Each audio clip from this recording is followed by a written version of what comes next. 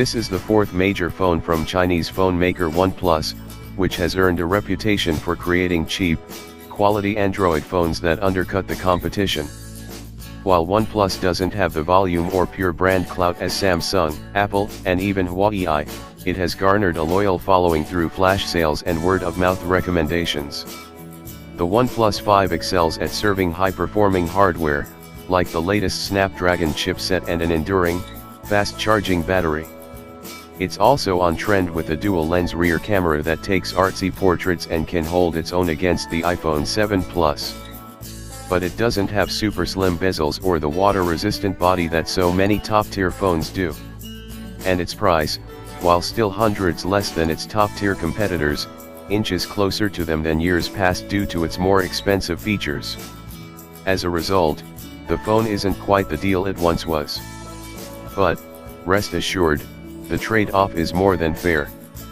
Pricing and where to buy.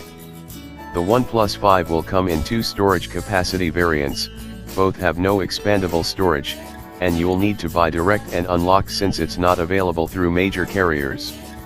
It will also only work on GSM networks, like AT&T and T-Mobile in the US, and not Verizon and Sprint. There will be an online early drop sale the day of its announcement on June 20th. The day after, on June 21st, OnePlus will host one-day pop-up shops for the phone in London, Berlin, Paris, Amsterdam, Helsinki, and Copenhagen. Finally, on June 27, the device will be available globally on its site for open online purchase. The OnePlus 5 hopped aboard the dual-camera trend and has two rear shooters. Unlike other phones that have two cameras for wide-angle or monochrome purposes, the phone has a standard 16-megapixel shooter and a secondary 20-megapixel telephoto lens. This enables it to take bokeh images that have a shallow depth of field and blurred backgrounds, as if you took the photo with an DSLR camera. The effect turns my run-of-the-mill photos of my friends into something more artsy and dramatic, and it works the same way the 7 Plus cameras do.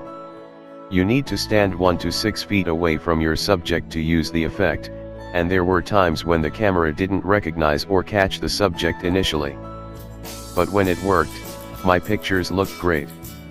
Due to its longer focal length, the telephoto lens has a fixed optical 1.6x zoom, it then adds digital multi-frame technology to bring it up to 2x, so you can toggle between the standard lens or zoom in on distant objects clearly and steadily with the telephoto. The effect doesn't always work perfectly every time on both the OnePlus and the iPhone. It can be patchy around objects with tricky outlines, like with stray hairs and such. But the iPhone did a slightly better job at reading these situations and determining where best the blurring should start and end.